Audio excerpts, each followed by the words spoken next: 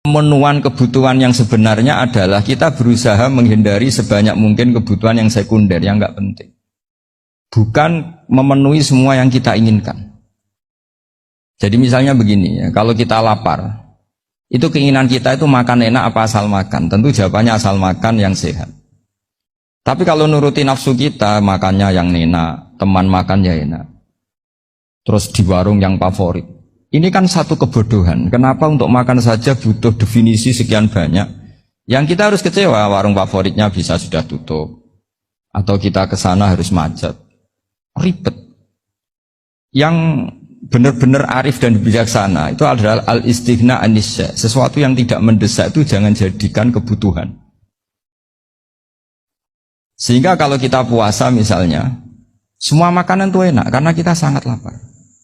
Sehingga Abul Qasim Al-Junaidi ketika ditanya, ma'idamu to'am, lauk makanan itu apa? Jawabannya lucu, alju, lapar. Kalau kamu lapar ya semuanya enak. Ini sudah mulai hilang. Kita bilang makan enak itu ya sate, ya gulai, ya pizza yang kita senang. Akhirnya apa? Untuk nikmati nikmatnya Allah itu kita jadi ribet. Apalagi yang orang-orang fasik harus ditemani perempuan yang tidak halal misalnya, atau harus ada ajudan, ribet. Nah pertanyaannya, orang yang ribet sama yang nggak ribet itu pinter mana? Pinter yang nggak ribet.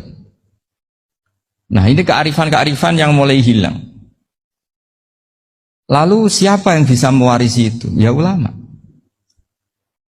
Jadi ulama itu cara berpikir sebenarnya simple.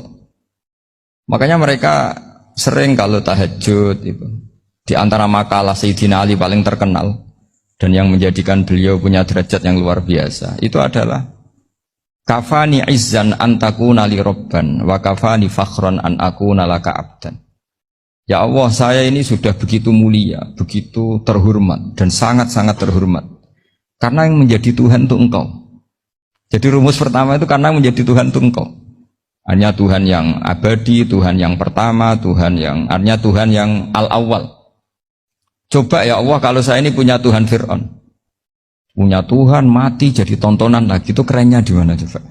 Andaikan kita punya Tuhan Fir'aun, atau punya Tuhan yang asal usulnya manusia, apapun hebatnya manusia itu, kita punya Tuhan manusia itu. Tuhan yang lapar, yang kalau nggak makan mungkin pingsan, mungkin bisa kena COVID, nanti Tuhannya diisolasi, kayak apa? Makanya ketika Tuhan Allah menyindir ketuhanan selain Allah itu, Allah hanya menyindir dengan kalimat sederhana, karena yakulani to'am, yang kamu tuhankan itu masih makan. Artinya kalau nggak makan ya lemes. Jadi lama-lama ada orang gini, alhamdulillah tadi Tuhan mampir ke saya, kelihatannya lapar, setelah tak kasih makan sehat lagi. Susah nggak punya Tuhan yang seperti itu. Beda dengan Tuhan kita.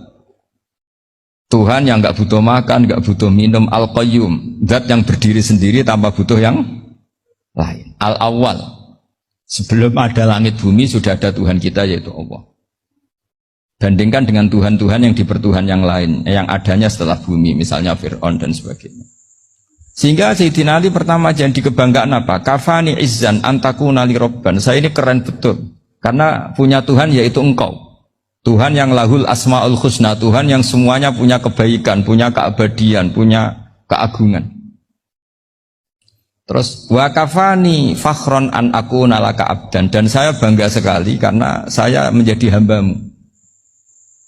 Kalau saya jadi hambanya Pak Rektor ribet kan? Sudah tak hormati ternyata nanti tidak rektor. Ya kan ribet kan? Terus pokoknya ribet. Jadi budaknya manusia itu ribet.